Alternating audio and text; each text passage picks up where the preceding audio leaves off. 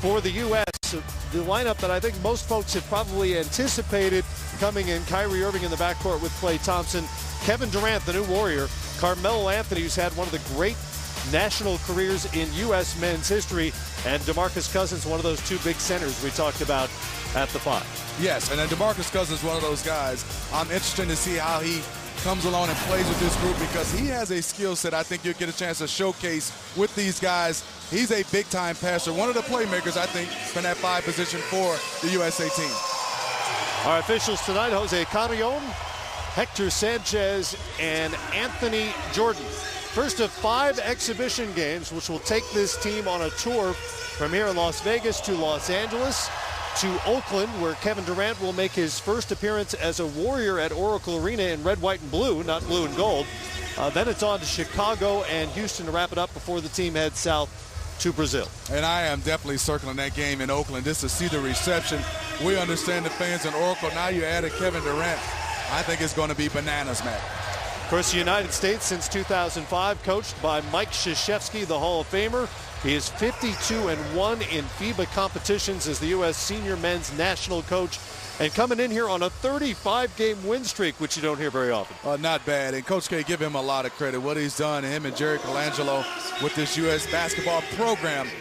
Guys feed into it, and the one thing he preaches is relationships, and you can see these guys come together very quickly throughout the summer. Well, program is the word. That was the big change when Jerry Colangelo came in and brought in Coach K back in 2005. No longer was it a matter of just calling the biggest stars one by one and seeing who would play. They've developed players. The Select program brings in young stars trying to earn their way onto these Olympic rosters as well, and you can't argue with the record so far. Just about ready to go here in Las Vegas for the first exhibition game of the 2016 lead-up to the Rio Olympics. DeMarcus Cousins had to give up something off the hand before he tips, wristband, I believe. And we are just to Kevin Durant. Well, you talking about turning defensive to offensively very quickly, and I talked about the versatility. That was just the long arms and wingspan of Kevin Durant deflecting that basketball. But then the speed of this Olympic team, I don't think it'll be matched by any. Nocioni has it. It's another turnover as Carmelo Anthony steps in. 1-on-2. He'll wait for his teammates. Finally goes baseline and sends it out to Kyrie Irving. Back to Thompson. Durant thought about a 3. He's been great from 3 in international competition. So has Melo, but that one's short. Collected by Irving. You'll note the shot clock goes to 14 on an offensive rebound in FIBA. That's a relatively new rule for FIBA. I like that rule, in fact. I do like that rule, and I think the one thing is being adjusted for our NBA guys to understand going to 14 doesn't give you a chance to play with the basketball, and that's learning the rules, and Coach K talked about that. They've been doing that throughout this summer. Scola with Melo on him, goes behind the back, and he's fouled by Carmelo Anthony. That's a great job by Carmelo. Not happy with that call, man. He did a nice job of cutting off Scola, taking a bump. Well, these referees said too much from Carmelo and called a foul. Mike Krzyzewski won't be worrying about foul trouble, but there are 5 fouls allotted in international play in a 40-minute game. Nocioni's off on the 3, collected by Cousins, and back come the red, white, and blue. Kyrie Irving coming off an NBA championship. That's blocked by Thalia. Out to Thompson, in and out. And it remains 2-0. Campazzo to Scola. Campazzo really sees the floor extremely well, man. He has a great IQ and a feel for getting guys some easy shots. He's built like J.J. Barea, better passer than Barea, but not the scorer that Barea is. U.S. is off again. Nocioni lost it. Toes the line for 3, and it's good. Andres Nocioni, the 36-year-old, one of those gold medalists from the 04 team. What I love about Nocioni, he will definitely come out and compete, especially on the defensive end, get a little physical. And on that play, it was interesting. That was a pump fake, a fumble, and another pump fake. A lot of stuff happened there. Melo will try the United States' 5th 3 of the game so far, and the Americans finally hit one. Melo is on the board, 5-3, U.S. Carmelo Anthony has just been special. Playing on this national team and Olympic team. He does his work very quickly, efficiently. Just loves the way he comes out and plays and knock down shots. And he plays a lot of power forward position for the USA team. Manu Ginobili's off on his first shot. Don't expect him to play big minutes tonight. Just re-upped with the San Antonio Spurs. Here's Durant on the wing. You talked about it in the open, Smitty. One thing to watch out for with this U.S. team is the passing and playmaking without the likes of a Chris Paul or a LeBron James on the floor. Well, the makeup of the guys is obviously scores, a lot of them. And they're unselfish players when you're talking about wanting to win games. But when you're talking about natural ability to be able to find guys, they don't have a lot of guys. I think you look at Kyrie as a point guard, and then you maybe have a Draymond Green. And then I would say even next is probably DeMarcus Cousins with ability to just to find guys and get them open shots. And to move bodies around in the paint, which he just did to collect that offensive board and throw it down 7-3, the United States. Well, that what he can do for sure, Matt, is he's a big body with a skill set of a kind of a small forward. He's a slightly smaller body, though. He's been doing some hot yoga, trimmed down a little bit. I like it. But you said it best. He's definitely slimmed down, but he's still a big body. And you said it best. Look at him. I mean, that's great position, but DeMarcus Cousins is too strong. And that's controlling the paint offensively for USA. I talked about in one of the keys. Marcos Delia doesn't deal with too many athletes of that size and strength with his Argentine team. Campazzo has it for Argentina, and here's Ginobili. Round Jordan, he thought he had. We got him up in the air, and the crafty lefty will get to the free throw line. Matt, you're right on it. You're talking about a teammate of mine, very, very crafty, being able to create fouls and understands angles to go right up into DeAndre Jordan. He understood he was probably going to get it blocked, but if I take the ball with my arms into his elbow, Mano's one of the best to be able to do this. Part of that golden generation, which won gold back in 2004, beating the U.S., took fourth in the 06 Worlds, the bronze medal in the 08 Olympics. They were once ranked #1 in the FIBA rankings, and Ginobili's just had an incredible career. A EuroLeague championship, 4 NBA titles, an Olympic gold medal. Only he and Bill Bradley have ever done that. And about to turn 39, still at it at the NBA level. Two-time All-Star, like you said, 4-time NBA champion, but just remarkable international player. Gold medal. And he had, like you said, this team rolling the Argentina team. Thompson misses it, and DeAndre Jordan is there to clean it up. I think DeAndre Jordan has a chance to be very special because of his size. No, he doesn't shoot threes, and there's Manu again.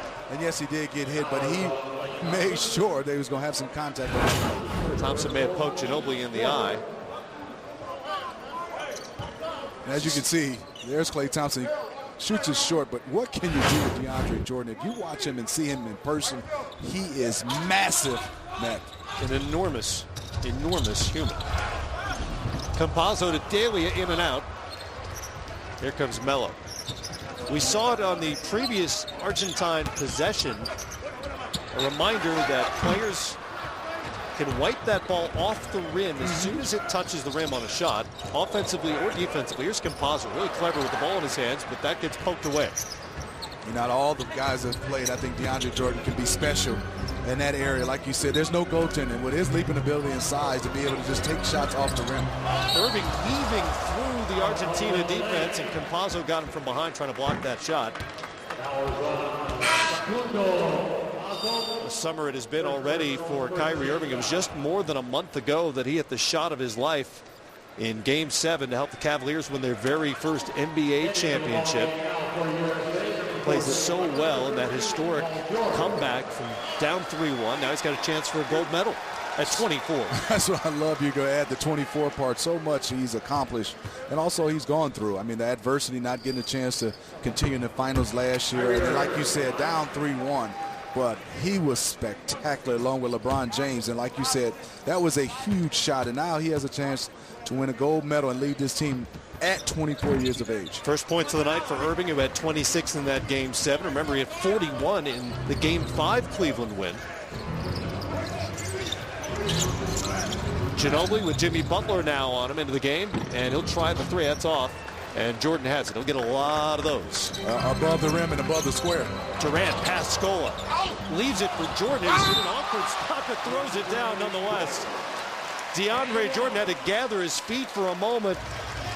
And this is when you understand the players you play with. Kevin Durant, not used to playing with a guy like DeAndre Jordan because you got to throw it up. But beautiful pass by Kevin Durant. And look at DeAndre Jordan trying to go up, but he gathers and You know, Manu, be careful with your hand around there because DeAndre Jordan, once he catches it, you have to wrap him up and put him at the free throw line before he dunks it. Jordan caught it around his waist and had to come back down for just a split second before he threw it down for the and one opportunity.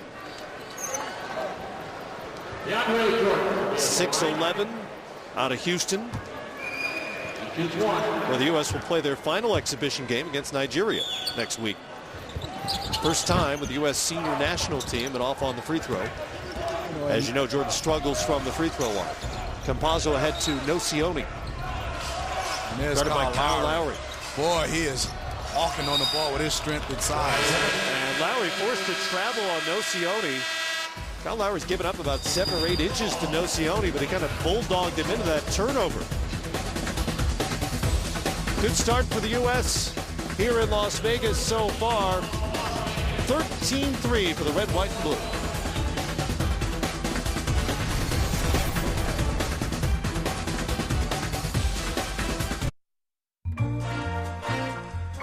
USA Basketball on NBA TV is brought to you by Nike Basketball. Bring your game.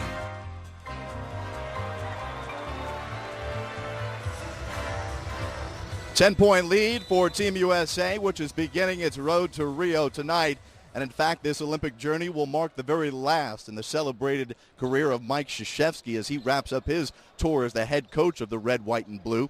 Coach Krzyzewski has won 2 golds, and throughout that process here, he has said that he has learned he can't coach this group the same way he has led Duke to 5 national championships.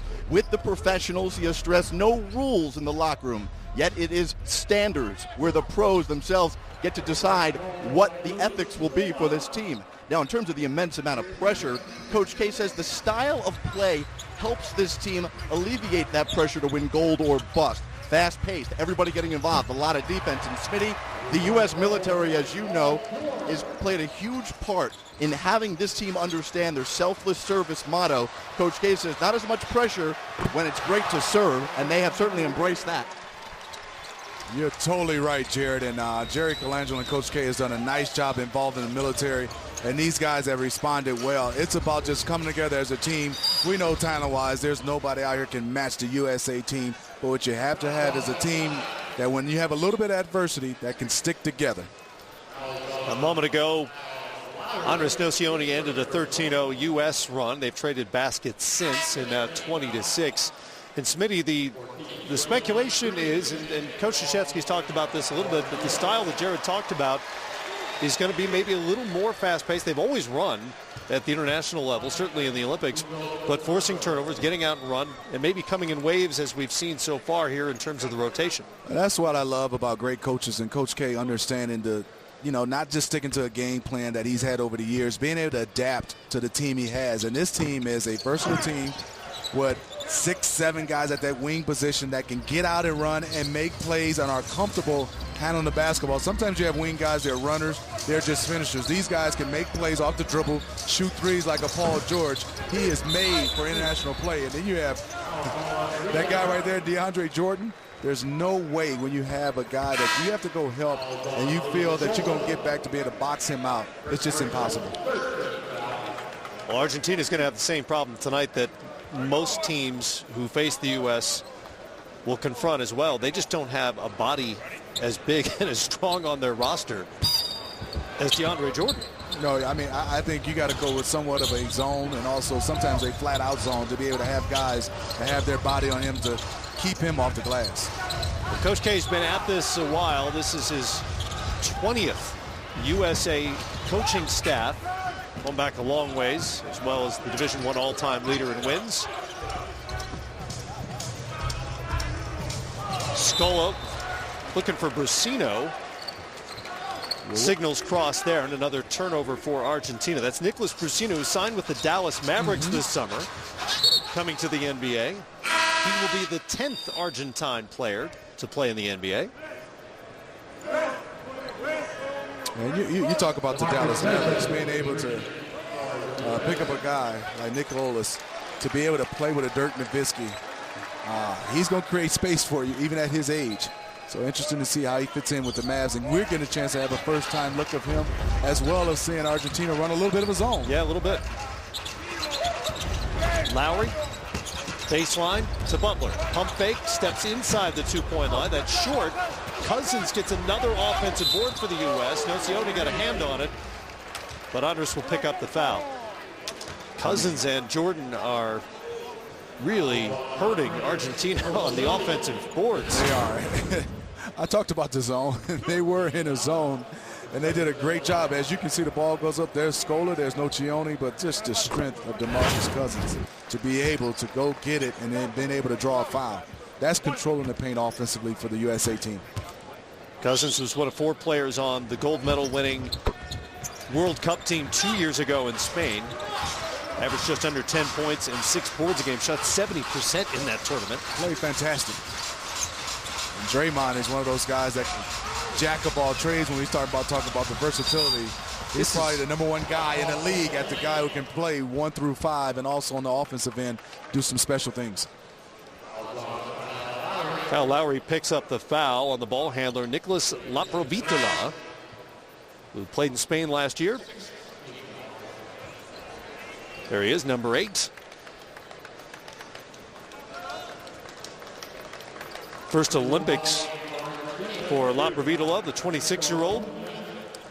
Was part of the FIBA Americas team that qualified for the Olympics last summer.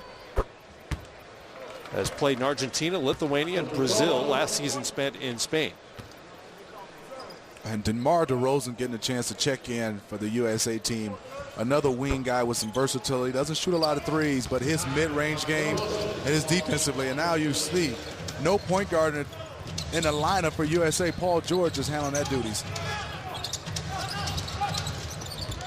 Butler handles now, takes it to the rim. Good defense there, but again, it's Cousins on the boards once and nearly twice. Brusino picks it up, and Laprovitola has it behind the back. He'll set, and Nocioni puts it on the floor. Left-hander is not good, and back out come the U.S. Here's DeRozan, so good in transition. He brings it back out.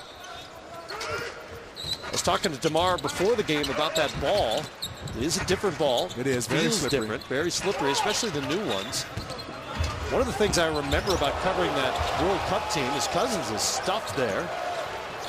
Is watching DeRozan work out after practices with an NBA ball, and I asked him about that. He said it's just to get the feel for it once again. Here's Nocioni for 3. A nice look from Laprovitola. A nice little run for Argentina defensively and also offensively. They're moving around, and yes, they're still down by 10, but a good job by them. Paul George with the floater. What a great story it is that Paul George is back, well documented. That horrific knee injury 2 years ago in the lead up to the World Cup. 2 years on August 1st since he came back. And it's interesting, he said he felt better during the playoffs because that's closer to the 2-year timeline his doctors gave him for recovery. Acuna with the bucket. Paul George was so good before the injury, and the way he's come back and returned, I think he has a chance the way he's playing right now to be an MVP candidate for the Pacers in this league. And there's Cousins again on the offensive glass. What a special talent DeMarcus Cousins is. More second chance points for the U.S. They lead 8-0. Laprovitola now hounded by George, one of the great two-way players in the NBA. Speaking of which, screen on Nocioni finds Brusino down low.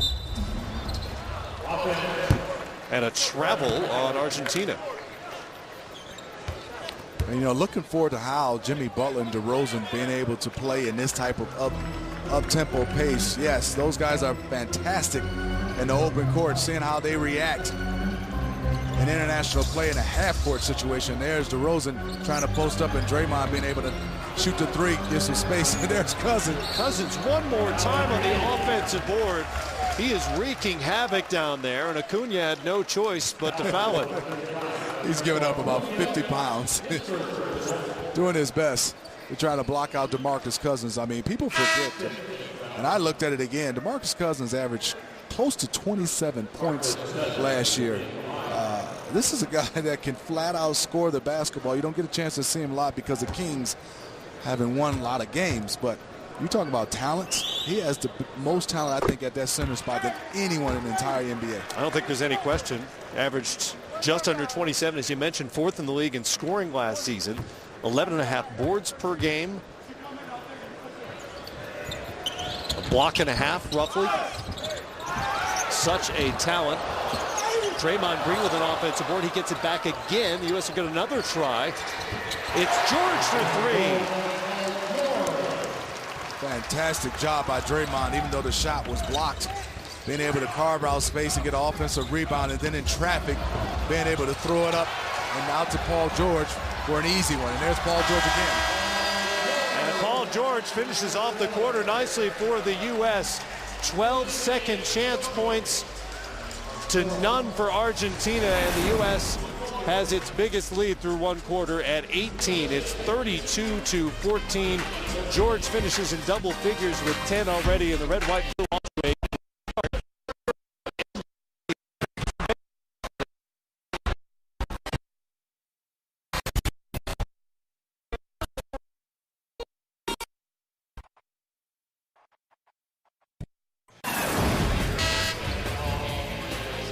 The USA Basketball Showcase presented by Verizon features the U.S. basketball men's and women's national teams as they take on top competition in preparation for this summer's international games.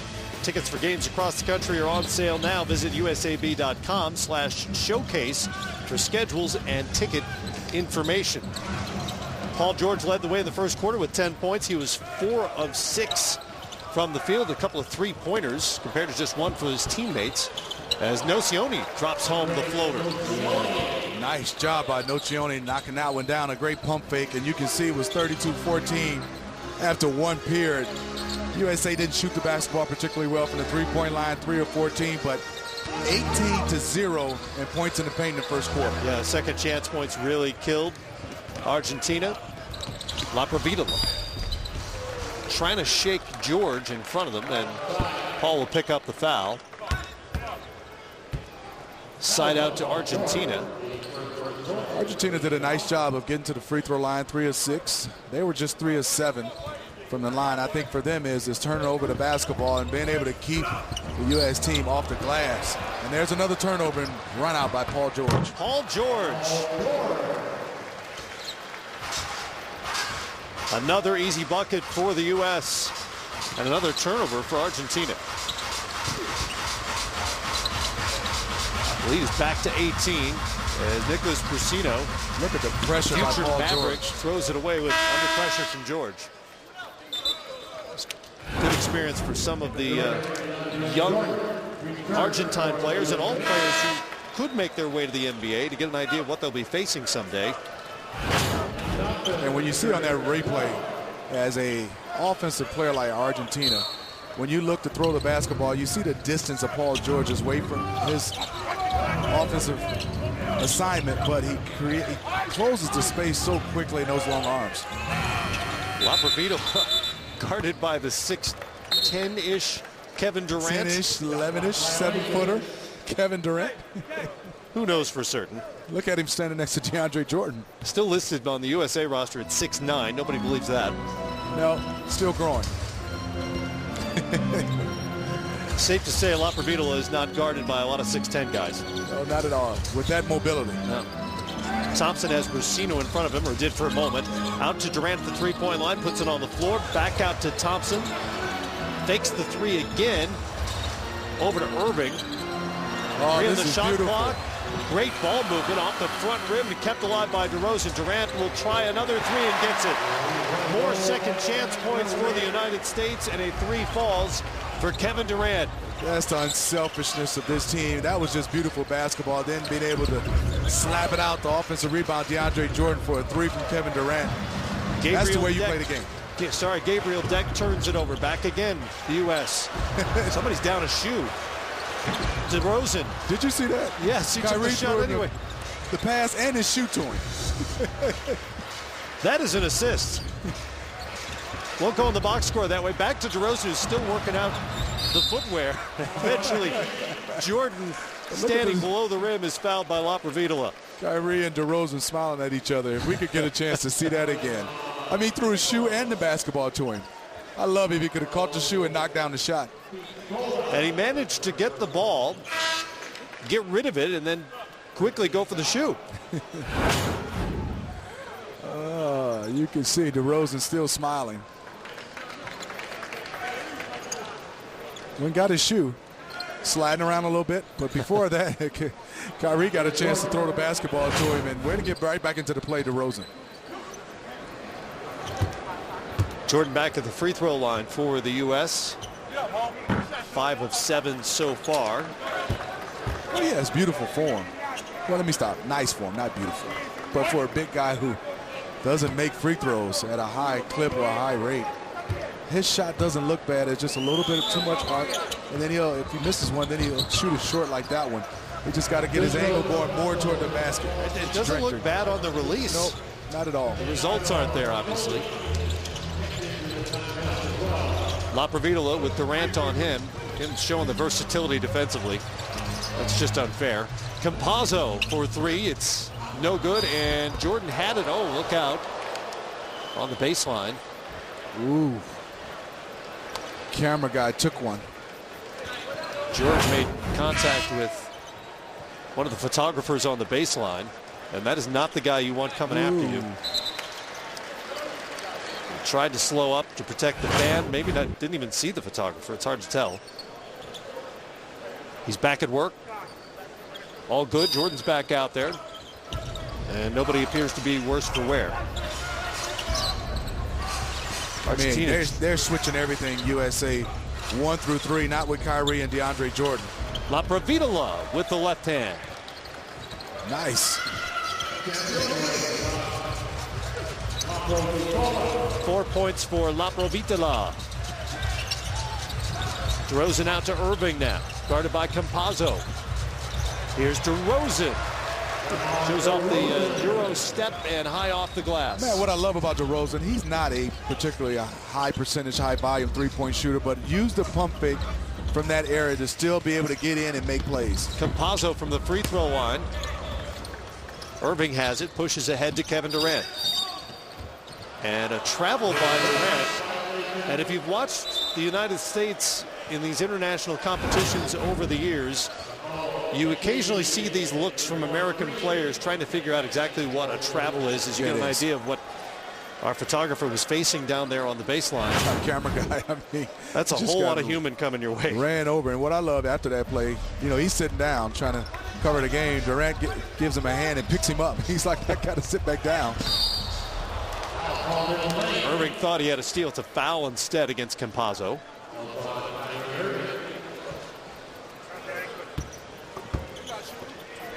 Foul on Irving. There's our guy. He's good. Randy takes some punishment down there, but that's what he has to do. Good job, Randy. Way to stick in there. Randy's got Randy's got kind of a tough guy mustache. Take the hit. He can handle that contact.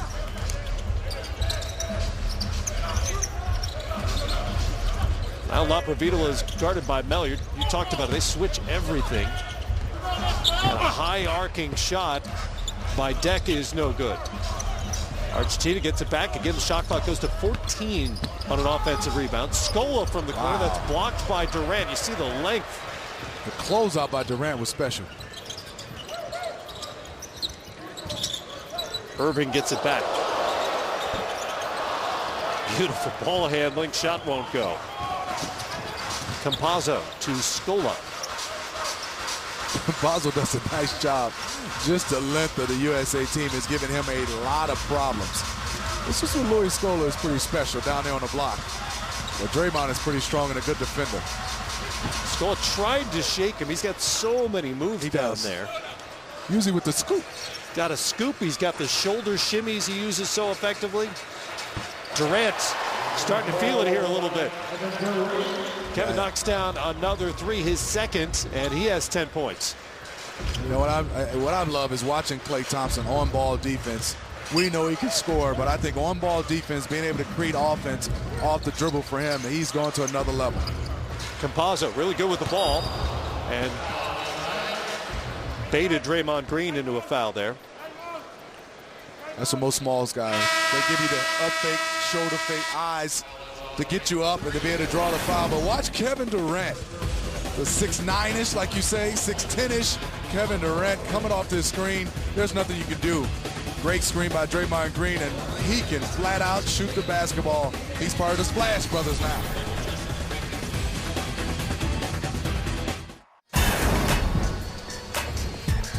It was 16 years in Australia when Smitty struck gold with Team USA. What stands out about the experience now? You said it best. Just to have the opportunity to wear the USA uniform across your chest, to get a chance to win a gold medal and represent your country, and then the relationships and the bonds you have with guys.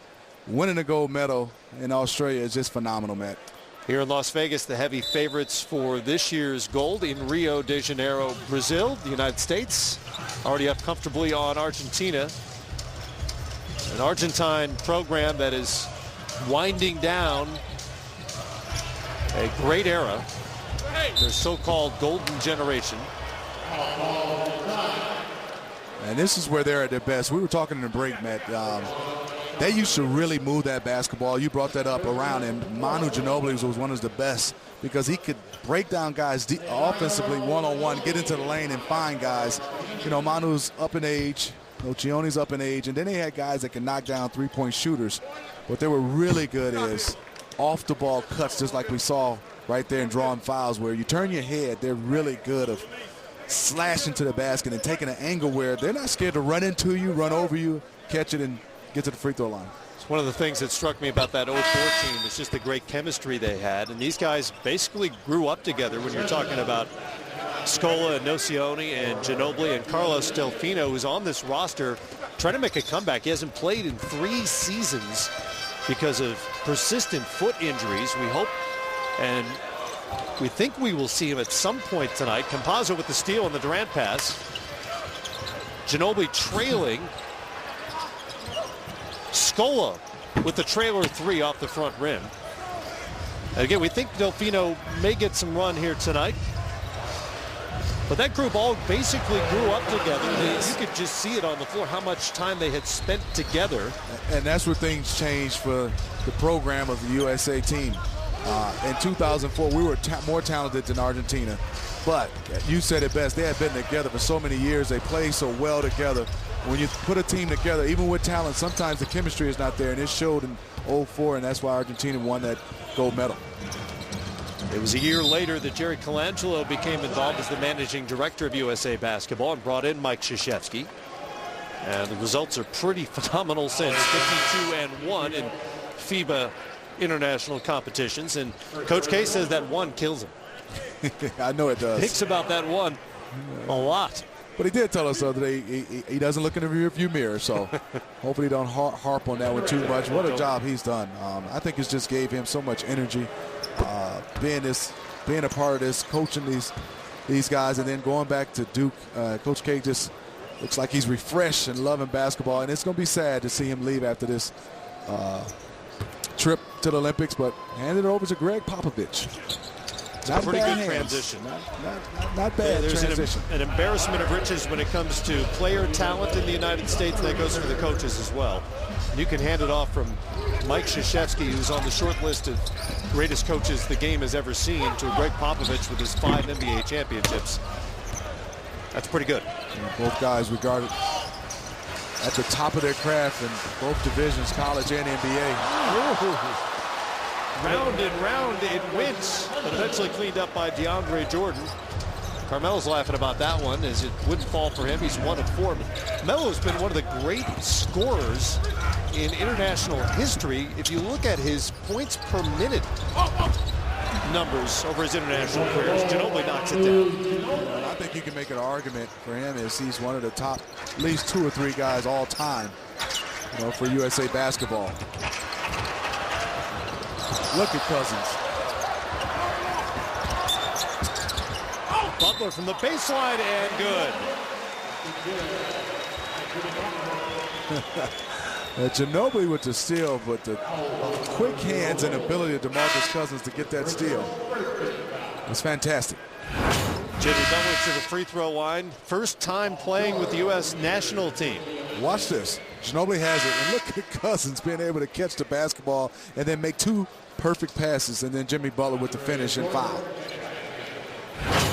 Well, you mentioned it. Cousins has all kinds of talent, great feel for the game, great footwork, great touch. As Butler tries to complete the 3-point play, in and out. Another offensive rebound as George got to it. Couldn't hold on, and it'll go back to Argentina.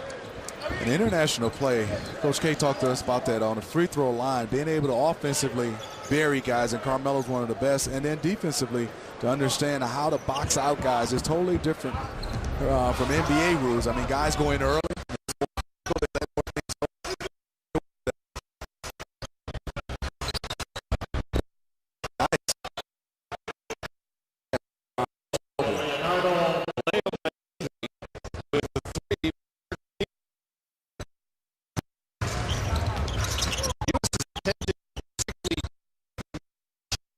As Argentina, because of all those second chances.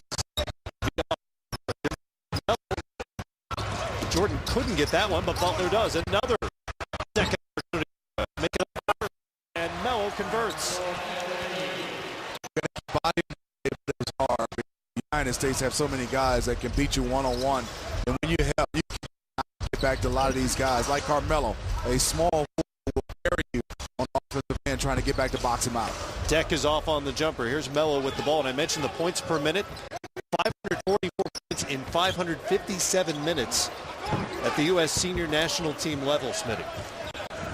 Almost a point a minute. It is. I mean, you know, he's number one as far as three-point field goals made at 39 and attempts at 94. He's second in field goal attempts at 188. He's just done so much. And then also take your hat off to him. I mean, Colangelo talked about it. He's the first call he had for a guy saying, do you want to play again? And he said yes. Year after year, he says yes to USA. He'll be the first American male to play in 4 Olympics. Campazzo got the bucket on one end and let Lowry get away from him on the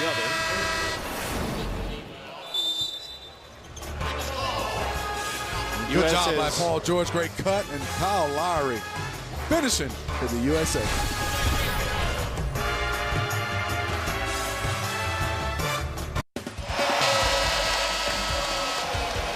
If you want to hear from Coach K and Team USA after tonight's game, tune in to NBA.com and the NBA app for live post-game press conference coverage. Certainly looking like it'll be his reaction to a U.S. win as they lead it here by 26 late in the second quarter. In fact, Kevin Durant and Paul George have nearly matched Argentina. They have 24 points compared to Argentina's 28. But Gabriel Deck is on the free throw line, trying to cut into that margin a little bit. 6'6", plays professionally in Argentina, and about to embark on his first go-around as an Olympian.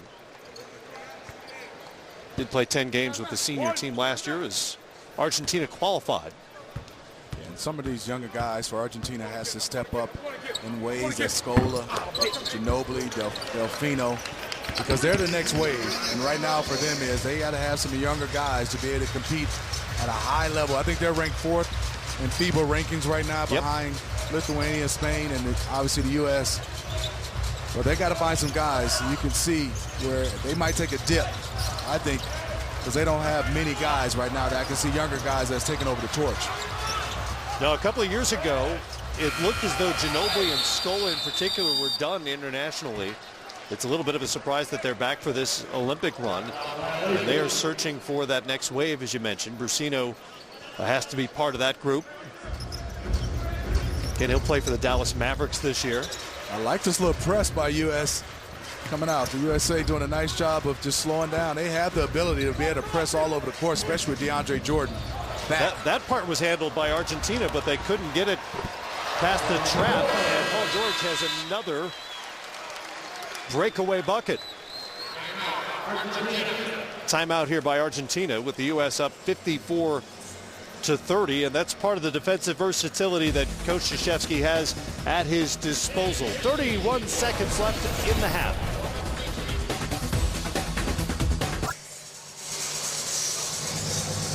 Back in Las Vegas, where Coach K's U.S. team has dominated Argentina so far, up by 26 here with under 32 seconds to go before halftime. U.S. has outscored Argentina 34-6 in the paint, and looks like they're going to add to that number as Melo can't finish. Butler comes away with it. Perhaps just another chance for second chance points instead, Smitty. They had some of those too. When you start looking at their percentage, it's not good at 42.3, and a lot of his easy second chance points. But this what makes them dominant, the USA team. They can score in so many different ways, and he, like you said, has been in the paint. And there's Manu at the buzzer. Manu Ginobili. A little Manu magic before the break, but the U.S. leads it by 23. Ginobili's second three of this first half. He has 6, but the United States scores 56, 34 of those in the paint, 19 on second chance points. Maddie's 38. He's almost 39. Almost 39, but he knocks it down. Fantastic for them, but they're still down 23 points. But there's Manu Ginobili, one of the greats. Knock it down at 3. That's big.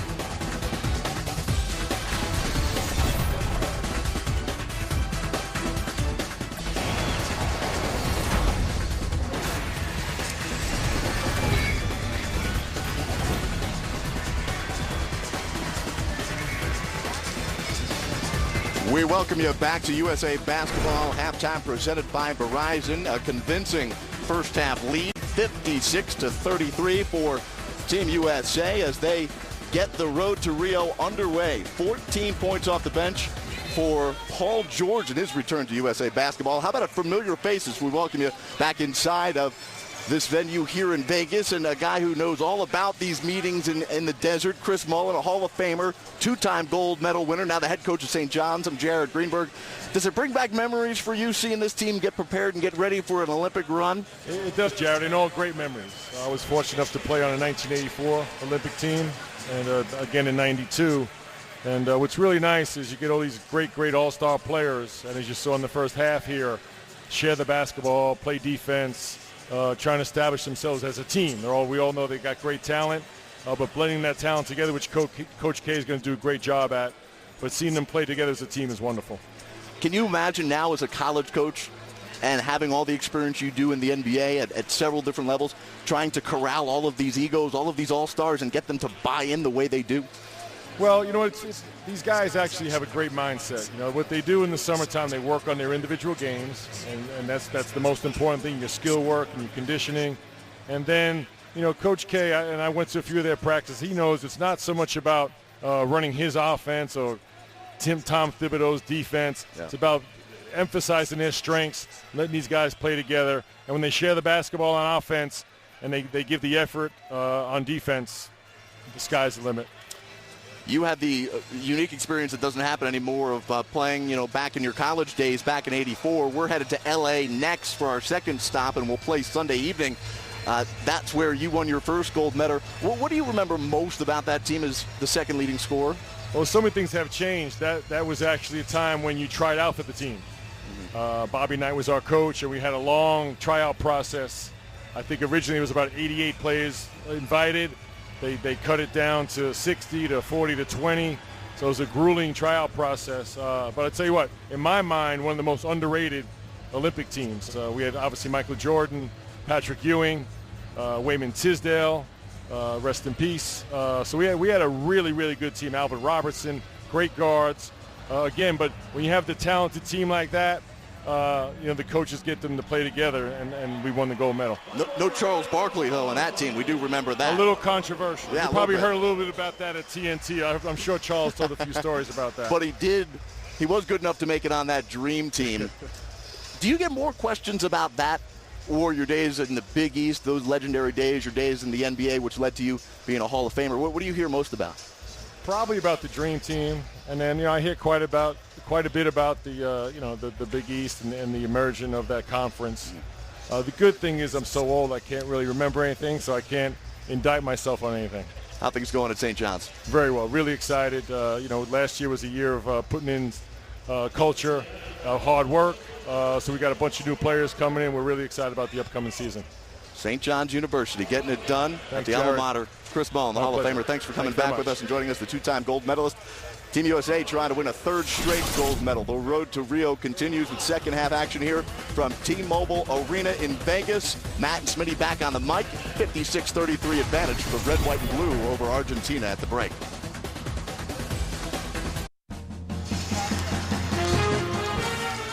Wouldn't know it was the first run for this version of Team USA, the men's national team, with a 56-33 halftime lead. Let's take a look at our game summary presented by Samsung.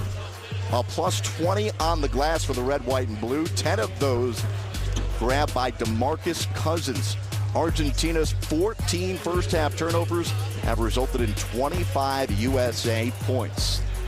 Paul George has got 14. Kevin Durant's got 12.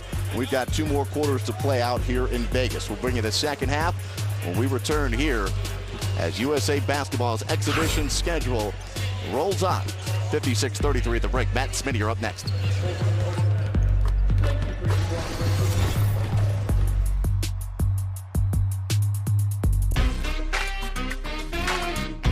USA Basketball on NBA TV is brought to you by Samsung. And members get exclusive rates and experiences with Marriott Rewards, the official partner of USA Basketball.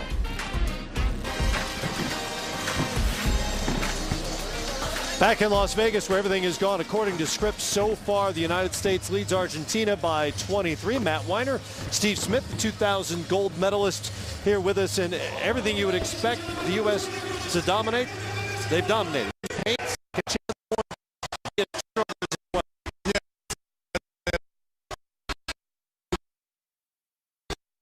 ability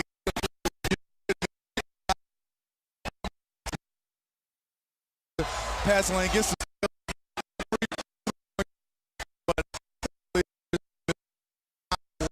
guys, sometimes 2 through 5 that of all guys, wingspan. Durant has done a fantastic job. 22 made field goals and only 4 turnovers. Argentina turned over 14 times against the hounding defensive pressure by the United States. That's led to 25 points. I mentioned the second chance points. The U.S. led 19-2 at halftime, and in the paint, 34-6. Different starting lineup, or different lineup, I should say, in the second half. Harrison Barnes makes his first appearance of this game for the U.S. He was the only U.S. player who did not play in the first half. Likewise, Carlos Delfino was the only Argentine player who did not make an appearance, and he is on the floor here for the third quarter as well. Kevin Durant saying hello. Hey, where you been?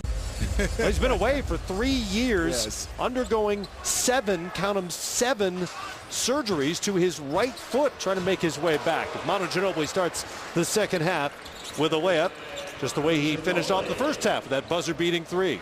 You know, and so many guys, when I was a teammate with Manu and also playing against him, saying he's going left. And yeah, he is going left, but it's so hard because he comes off that screen and roll so tight, and he uses his shoulders to get by guys, and he's so physical. And then he still showed a little burst to be able to get to the bucket over DeAndre Jordan. Still true. Still going left. Yes. Still pretty good at it. Still going hard. Durant missed the 3. The U.S. was just 5 of 21 from three-point range in the first half. Didn't shoot the ball exceptionally well. Didn't really matter because they cleaned up so many offensive boards and because of all those turnovers as well. And Smitty, with that shorter three-point line, you know, at some point that's going to come as well. Guys like Kevin Durant and Carmelo Anthony have made a mockery of the international three-point line. Yeah, it's almost like a mid-range shot for those guys, and also they can catch and shoot it easily with guys defending them. And there's Manu Ginobili with a nice pump fake. He misses that one. But you said it best. That three-point line for a Durant, for a Carmelo, and a Paul George could end up, they can run off 4 or 5 in a row and really extend leads in games. Irving back to Jordan, gets it back. Laprovitola had to go around the Jordan screen. No chance. And Irving cashes in by knocking down the U.S.'s 6th 3 of the night. And Kyrie is so good off the catch and shoot 3, but his ability, like you said, with this shorter line off the dribble. And there's Manu Ginobili. Now that is one of the classic elements of Manu Ginobili that won't be part of his. Argentina's arguing that was a tipped ball. Now here's some of the differences we talked about, including that three-point line, which is significantly shorter at the FIBA level, about 1.5 feet, in fact. Fewer fouls allowed in a smaller game, or a shorter game, I should say. And talked about goaltending. It does not exist at the FIBA level. Once the ball hits the rim off a shot, anybody can grab it, touch it. Carlos Delfino just picked Kevin Durant. Yeah, it was pretty nice. been waiting 3 years to do that, Smitty. And Manu Ginobili threw his legs, and I wonder if we could get a shot of Coach Popovich, who was sitting next to Jerry Colangelo. They used to drive Pop crazy. Well, that's an element of Manu's game that won't be part of his Hall of Fame induction speech, is that he can drive coaches crazy occasionally for a long time now with some ill-advised passes, we'll put it that way. Carmelo Anthony knocks down the three-pointer, 7-3, and there's maybe a little momentum from the three-point line for the U.S. Not good for anybody if they can dominate the points in the paint and then get a chance offensively to start knocking down threes. Argentina had a couple of tries at it there. Trailed by 27 here early in the third quarter. Irving missed it. No Argentina player really went after that ball.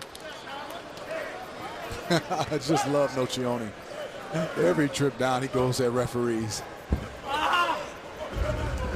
There's Popovich with his head down, and he's next in line. Phenomenal job he's done, and can't wait to get a chance to see him take over for Coach K. And watching Ginobili, I mean, it was a treat when get a chance to play with Ginobili when he first came, because trying to control Ginobili was something to watch, because he threw his legs around the back passes, and he would give you, hey, I don't know what I did, Coach. Hands up, hands raised, palms up. It's the way I play, Coach.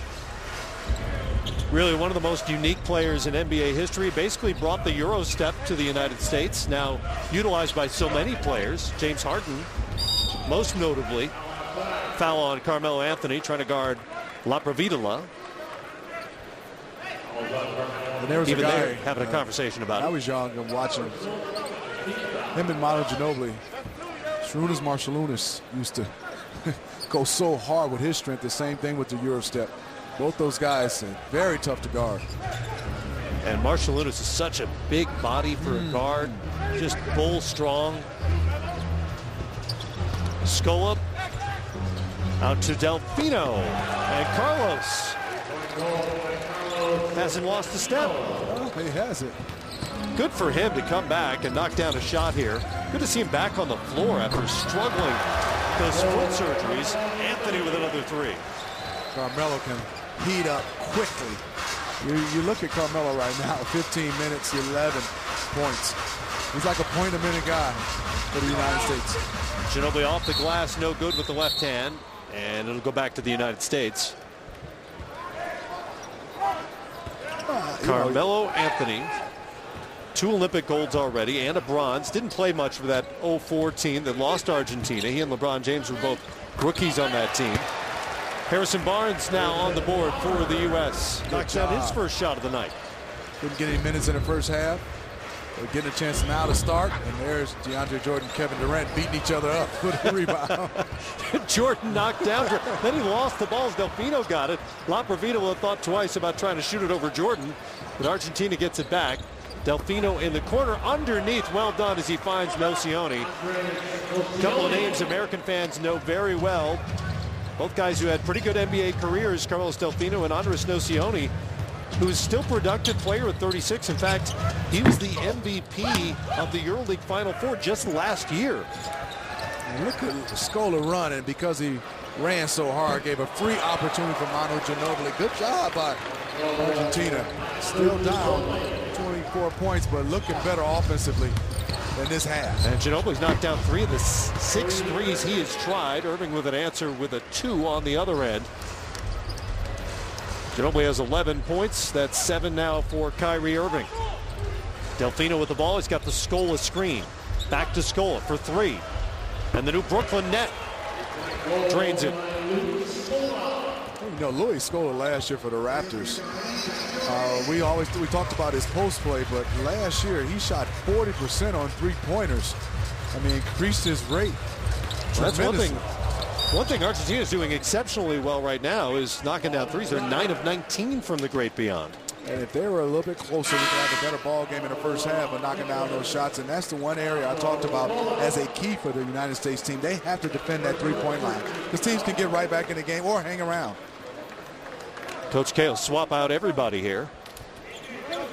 George, Thompson, Butler, Cousins, and Kyrie Irving does remain on the floor.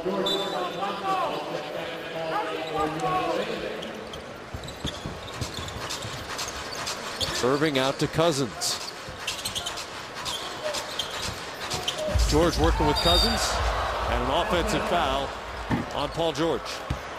You can see Paul George determined to come off that screen. Just use his arm a little bit. Third foul on George, defended by Patricio Garino. Patricio did a nice job of playing the play because they really sent the pick and roll down and kept Paul George on one side, and yeah, he shoved him a little bit. Garino's a good defender. He was Atlantic 10 all-defense at George Washington University. Nocioni with another bucket. And the Argentines are now within 21. U.S. led by as many as 29 in this game. Battle for the rebound down low. Butler was fouled.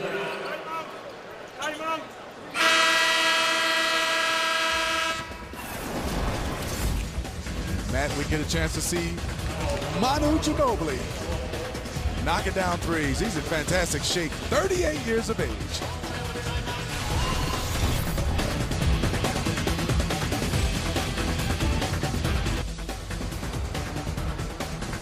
A 69-48 third quarter lead for Team USA as they open up exhibition play here in Vegas. And I'm joined by a guy who is busier than J-Lo and Britney Spears these days in Vegas. Jay Wright, national championship winning coach at Villanova and helping out with the U.S. select team. What's it been like for your whirlwind, I'd imagine, the last few months? It has. It's been crazy. I committed to the select team before we won, so I didn't know it was going to be this crazy this summer. But it's been great working with this team. Have you helped out Kyle Lowry doing some trash talking here? No, I'm really impressed with him, and it's a different role for him. You know, he's coming off the bench, kind of a cheerleader and an energy bringer. I'm proud of him. I like the way he's handling this. Working with Greg Popovich with the select team, what has been the goal this week with those group of young guys who are trying to get on this national team? Select team did an amazing job this week. All young NBA players, right? And they came in and they ran France, Argentina, Serbia. They ran their cuts against the Olympic team, played zone against them, and then we scrimmaged amongst each other so Coach Pop could get a look at future Olympians. I see you've been sitting next to Coach Pop during this game. When Manu Ginobili takes shots, is he hitting you? Is he elbowing you? Anything happening? Is he saying anything? It's funny. He knows everything Manu's going to do before he did it. He had that turnover right in front of Pop right here. Pop just shook his head. He knew it was coming, but it's been amazing spending time with Pop. He's a great guy, but his basketball IQ is off the charts. I've learned a lot. What are your aspirations with Team USA here? Could you see your role growing every summer? You know, I've worked with Team USA a lot. I've coached Pan Am games, Goodwill games. I've worked with Coach K in any way they've asked me to. And this is kind of it's a team, it's a family. Whatever they need, I've done different things, work with the select team. So I'd do anything they needed. Well, Coach, we appreciate it. We know you've been a very busy man out here running camps in addition to working with our select team, so we appreciate you taking the time. Thanks, man. I love it. You're representing Hofstra well, man. That's right. Hofstra guy right here, Matt Weiner and Steve Smith. Well, you're talking to the son of a Hofstra gal and the nephew of a couple of Hofstra guys as well. So we've got the whole Hofstra thing covered here in Las Vegas. U.S. has actually been outscored here in the third quarter by Argentina so far. They have heated up from three-point range. In fact, Argentina's 4 of 6 from three-point range here in the third. A little bit more competitive game, and they've defensively done a nice job. And offensively, you said it best, they knocked down some threes, but not a lot of easy buckets, especially on the offensive glass for USA. Scola into the post with Lowry on him. Remember, he first forced a turnover in the first half in that matchup. Papavidula out to Scola. Off on that three, Nocioni grabs it, and he's fouled by Lowry on the baseline. Nocioni was already ready to argue the call, even though he got it. Man, he got the call, like you said. It's just in his DNA to go at referees. But you said it best. I mean, Argentina's done a nice job in this second half. They're still down 20, but so far, they've won this second half. Cousins just swallowed up that ball from Scola and is called for the foul.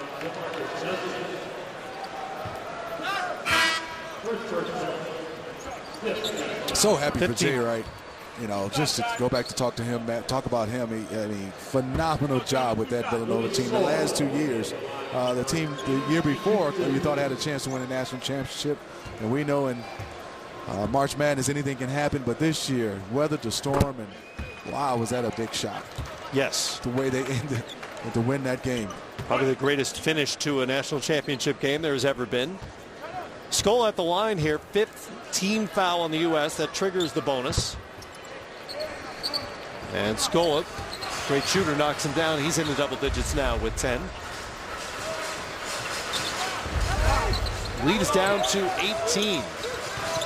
Once as big as 29 for the U.S. Scola in the paint, Scola defending Cousins and strips him.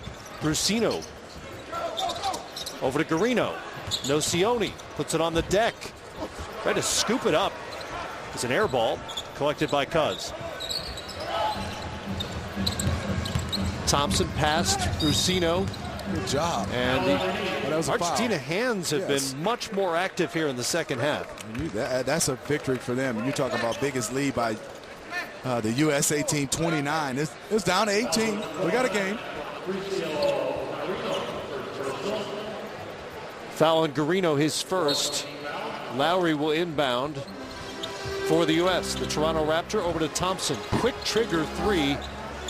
Cousins kept it alive. Lowry saves it back to Thompson. Out to Butler for three. That won't go. Cousins again there for the board. And for about the umpteenth time here, an Argentine player is forced to foul an American as the offensive rebounds. When you start talking about three-point line, 10 three-pointers made for Argentina for 47%. The USA is 8. And that's why they cut into this league. It's been the problem for them is on the glass throughout this game. Plus 21 for the United States of America, and that's 38 points in the paint. Because of those are big numbers. The U.S. has doubled Argentina's rebound output. Lead back to 20 thanks to the Cousins free throws. Lapravitola has it, guarded by Thompson. Screened by Scola. He could grab Cousins' arm to try to create a little space. Still didn't work. Smacked away by Cuz. Stays with Argentina. 11 seconds on the shot clock. Marcus Cousins did a nice job of being able to switch out on a guard and slide his feet and block a shot without fouling. Into Scola. Back to Lapravitola. Baseline. Thought about the reverse. Instead to Garino for the three. That won't fall. And here comes Kyle Lowry ahead to Thompson. Thompson into Garino's chest. Does a nice job moving his feet. And comes back to try to strip Cousins, but he'll pick up the foul. Yeah, DeMarcus Cousins, nice job of in traffic being able to make plays. A big that has a skill set of handling the basketball and making plays.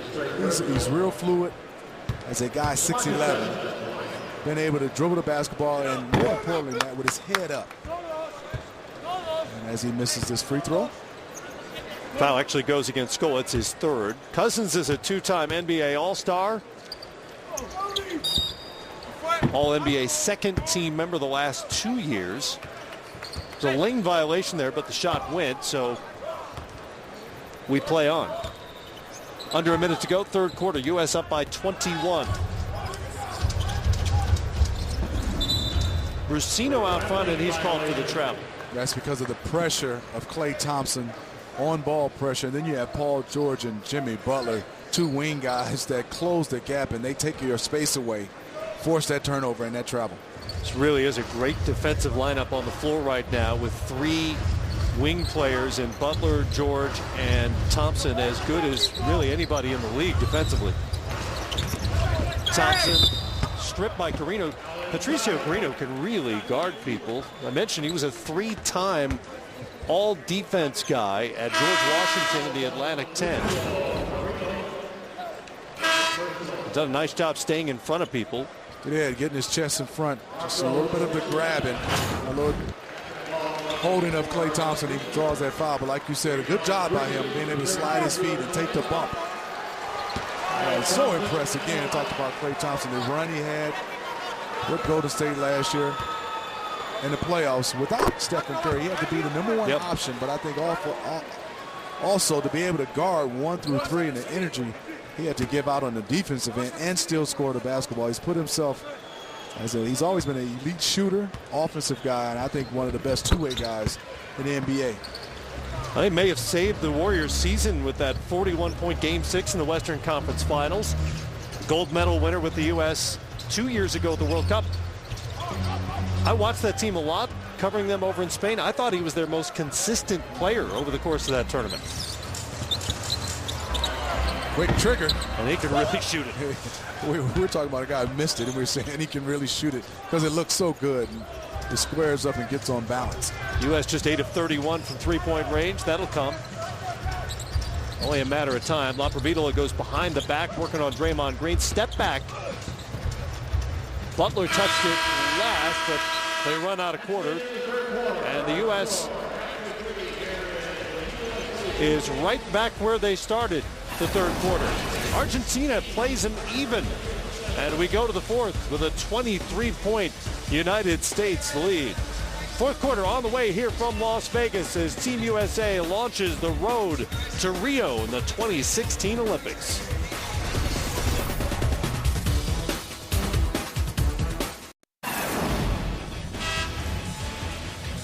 The U.S. men's and women's pre-Olympic tours continue with coverage on NBA TV presented by Nike. On Sunday, you'll see China and this U.S. men's team at 8 Eastern time with Marv Albert on the call with Reggie Miller. Monday, it's the U.S. women's select team against the U.S. women's Olympic team at 10 Eastern time. Tuesday, I'll have the call in Oakland of China and the U.S. men. Smitty will be back with me for that as well at 10 Eastern time. Wednesday, France and the U.S. women. Klay Thompson gets us started here in the fourth quarter after Argentina played the United States even in the third. Thompson now with 9 for the U.S. Great execution on that offensive play in there. You can see right now Kyle Lowry, Draymond Green running down the basketball. Turnover for Argentina. Gabriel Deck threw it away for Argentina. Another turnover for them. That's their 17th of the game. Did a better job in the third quarter after 14 first half turnovers. So that's what the U.S. has done. We've seen this over and over again in different quadrennials, either the World Cup or the Olympics, is that their pressure can just overwhelm opponents. It is, and now would you have the versatility of these so many wing guys being able to switch? That's extremely hard. You got to have guards, that point guards with some size to be able to attack that, and now you have Kyle Lowry inside to DeRozan grabbing rebounds.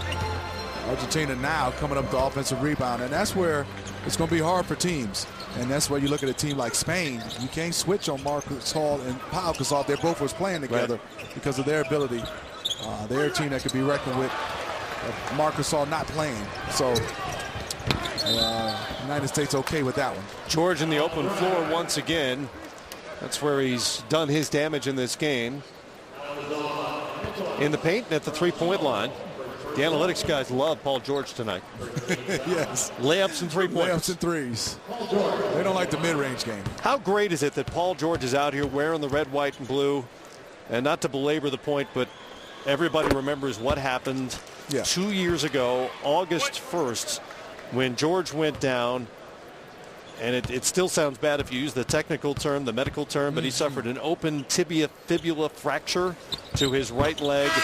At the time, the instant reaction was a lot of people wondered if it might be a career-ending injury. It was that gruesome, frankly. Fourth quarter of the showcase game then. Basically missed the entire following season, came back, played 6 games.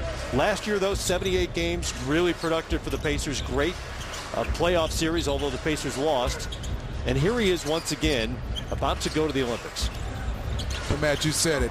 When he came back, like you said, after he missed that entire year, those 6 games, he actually didn't look bad. His timing and his athletic ability wasn't there. And then last year, it was phenomenal to watch him play. And then the beginning of this broadcast, to me, he's in my conversation, a guy looking forward ahead to the season. Could be an MVP candidate. I mean, he was phenomenal in the playoffs last year. And I think, like you said, this 2 year of rehab and getting his knee back, And the way he's moving right now, could be in that conversation. So good in the playoff series against the Toronto Raptors. Averaged 27 points, just under 8 rebounds, 4 assists in that loss to Toronto. Made a great point about the risks and why these guys are out here. Said we're not forced to play for our country. We do it because we want to. And I love that statement by Paul George. I love he's able to be able to close this chapter. A lot of people say, why would he play again? What happened? But it's basketball. And I think for him, as he said, he wants to represent his country. And he said, we're not forced, like you said. He wanted to play. And I think it's beautiful getting a chance to see him get a chance to have a possibility to win a gold medal this year. And a big hand for George as he steps off. He leads the U.S. with 18 points so far. Durant to DeRozan, who went for a 360 finish. Lost it on the way up. That's what DeMar DeRozan brings to the table. He's had a pretty good summer as well. $139 million contract with the Raptors. Did he sign that like at 12? Yeah, he had the pen in his hand just when the clock struck midnight. Yes. When do I say yes? There's a lot of speculation in the years leading up to his free agency, and he had to opt out first, that he might want to return to L.A., possibly with the Lakers. He's an L.A. guy, was born and raised in Compton, California. But there was no question in his mind. He wanted the years, he wanted the familiarity of Toronto, and he is a Raptor for the foreseeable future. He loves Toronto. He loves Dwayne Casey and Masai Ujiri, what they're doing. And we speculated, like you said, the media about L.A., but for him it was, hey, I didn't take any visits. I didn't talk to anybody else. I wanted to return to Toronto. And you have him and Kyle Lowry. They can just add another piece. I know they lost some pieces during the offseason this year. Bismack Biyombo is going to be huge for them to replace. Sullinger's a guy who plays differently than Biyombo. Valanciunas has to have a good year and continue to improve for them to stay status quo. DeRozan in traffic. Delia and Deck converge defensively.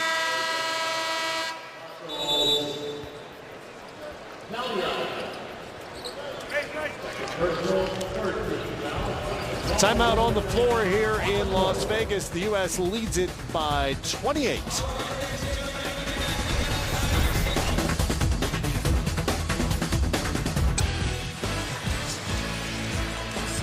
Complete post-game coverage of the U.S.-Argentina game on Game Time here on NBA TV at 11 Eastern Time. Kristen Ledlow and our man 3D, Dennis Scott, holding down studio right here on NBA TV.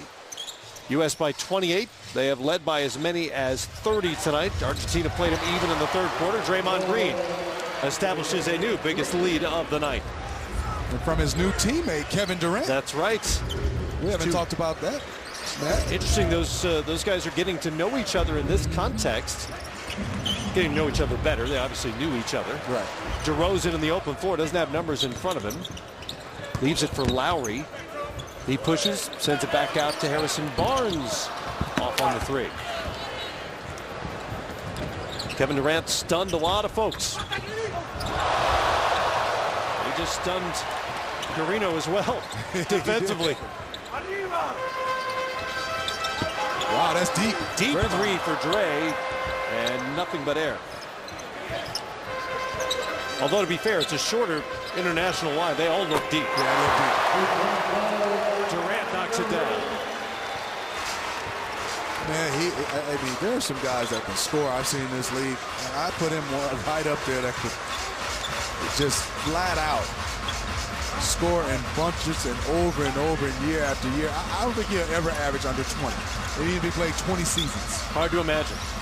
Four-time scoring champ, Garino gets a three back for Argentina. You're going to have four All-Stars, all in their prime, all well under the age of 30 in the same starting lineup in Golden State. And I can't wait to hear the reaction as Durant tees up another three. 18 now to tie Paul George to the team lead. KD heating up here in the fourth quarter. It's not fair when you have Stephen Curry and Klay Thompson, the way they shoot the basketball, and you add Kevin Durant. And Durant's over by us, and in a little bit of pain.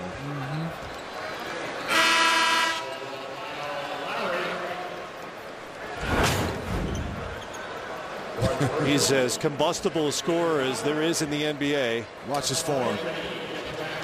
And we got so used to seeing he and Russell Westbrook work together. It's going to be really interesting to see how he fits in to that ball movement offense in Golden State. Do his scoring numbers go up? Do they go down a little? I mean, I think down just a little, maybe a few points. But I think he'll be more efficient. And I think he'll get more wide open shots. And I think he'll have a lot left to finish games when you just say, hey, we need a bucket. Clay can do it, Steph can do it. We know that. But then there's a guy that also can do it at a high level. And just a nightmare of a matchup. If you're a team that has a great wing defender, say San Antonio. Whoa! KD's feeling it a little bit. That was about 6 feet outside the line. And you're the Spurs and Popovich. And you say, hey, Kawhi, you have Clay. Who guards Kevin Durant or vice versa? I don't know how many teams that have 2 wing defenders, elite wing defenders to guard Clay and also Kevin Durant. And I'm not even talking about a team that have a point guard to guard Stephen Curry as well. Well, you know better than I. You know, you go through those pregame meetings and you've got on the whiteboard the guy you have to stop. They've got 3 of those guys, and then Draymond Green is a triple-double threat. I mean, you still have Iguodala and also Andre, like you said, and Draymond Green, those 2 guys being able to do all the dirty work and the little things. And we know Draymond can put up some points as well.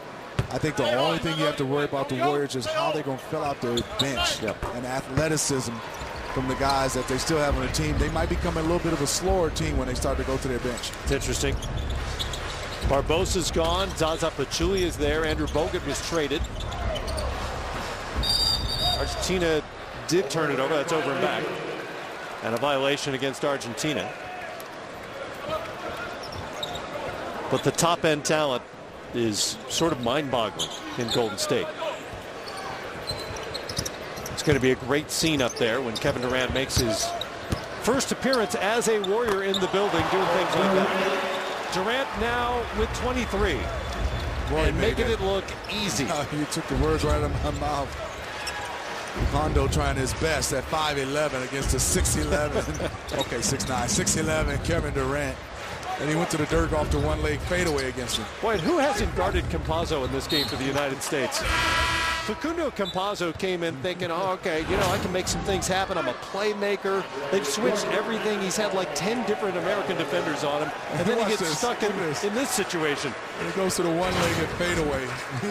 Just because he's so comfortable with that shot, but not necessary to go against a fadeaway against the 5'11", like you said, Facundo. The Americans remember Campazzo, certainly the couple of Americans who played in 2012. He was part of an incident with Carmelo Anthony, who on cue knocks down the 3. It was Campazzo who hit Melo in the groin as he attempted a three-point shot right in front of the U.S. bench.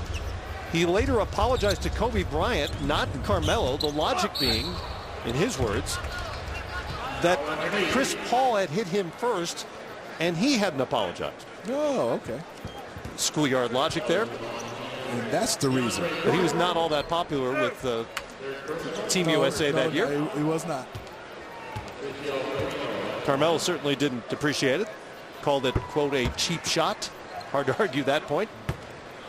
And the United States Olympic Committee has selected Los Angeles as the U.S. bid city to bring the Olympic and Paralympic Games back to the United States in 2024. Let's give our Team USA athletes an Olympic home field advantage that year. Learn more and show your support at la24.org.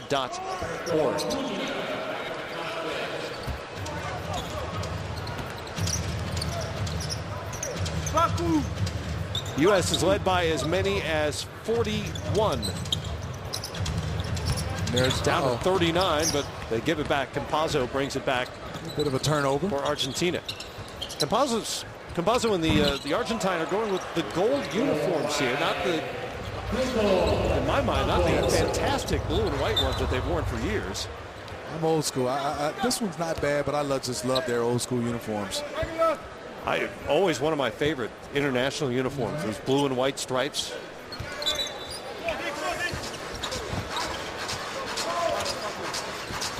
Jordan hands it off to DeRozan. He lost his shoe again. Anthony. Melo's got the feeling. Another three for Carmelo Anthony, and the U.S. has really picked up the pace from outside the line. Now 14 of 39, nearly 36%. And Melo has 17 on the night. DeRozan again lost his shoe on that play. And there's DeAndre Jordan knocking it off the rim. Picked up on that real quickly. How much would he love that in the NBA? Can you imagine DeAndre Jordan with free reign to goaltend? We don't need that rule, not in the NBA. I kind of like the rule, though. It's set off an offensive rebound back to 14.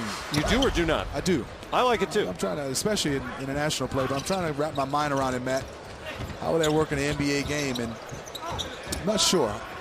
I like it for pace of play, certainly. It's something that the NBA is always conscious of. Carino saves it for Argentina. They come back the other way. They don't have numbers. I wonder about the end of game situations that could develop. Would be very interesting. There would be situations where an offensive team would be forced to shoot rather than milking the clock a little bit, which is part of the intent, of course. Would change some things late. U.S. is 4 of 6 from three-point range here in the fourth quarter. Harrison Barnes, screen from Jordan. Pass Delia. Nice. And in for Harrison Barnes. HB with his second bucket of the night. He's got 4. It's a nice play by Harrison Barnes. Is that a luxury for like a Coach K and coaching these teams? Just look down your line and say, I need a shooter. You call the shooter. I need a defender. Like you said earlier, not worried about anybody getting in foul trouble. Talent after talent after talent.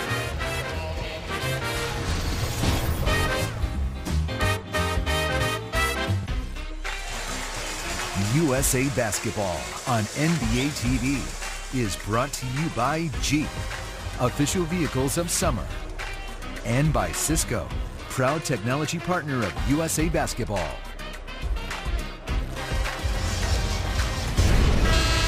Let's take a look at tonight's play of the game presented by Kaiser Permanente, and a play that illustrates everything that makes the United States so dangerous. Great hands by DeMarcus Cousins, the ability to force a turnover and to finish, with Jimmy Butler getting an and one.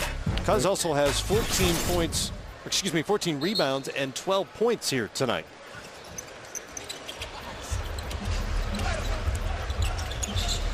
Finishing up this game, as you can see, United States with put up 109 points.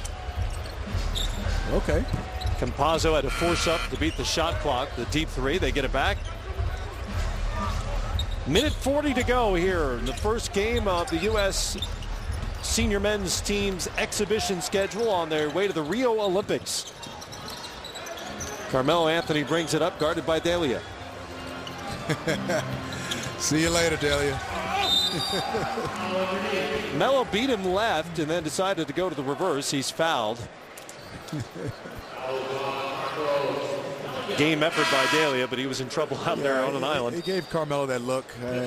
Big fella's trying to slide his feet out past the three-point line with Carmelo. He has no chance. And nice little laugh from Carmelo. And once he gets in the paint, and if you have space, he's either going to go over the top or through you, and a nice pump fake to create space. Be a story to tell the guys back at his Argentine pro team. His one-on-one battle with Carmelo Anthony. Who knows? He could meet him again in the Olympics. Yeah. Argentina will be on the other side. Group B. U.S. has an interesting group, including France. Their final game of pool play will be against a very good French team. You know, I think France, not in the top 4 as far as FIBA rankings, but when you start talking about Nicolas Batum, Boris Diaw, Tony Parker on that squad, and Rudy Gobert being able to change shots, that's a team you got to watch out for if you're the United States. France has not won an Olympic medal since a silver back in 2000. They have 5 current NBA players, 2 former NBA players on that team. Those are guys who are not going to be intimidated by the faces they see in the USA uniform. Turnover. Cuz slowed up for a moment with Laprovitola in front of him. Gets it back. Cuz working out of the post. And an easy two for DeMarcus Cousins. 14 points, 15 boards. A tidy double-double for DeMarcus Cousins here tonight. Making it look easy.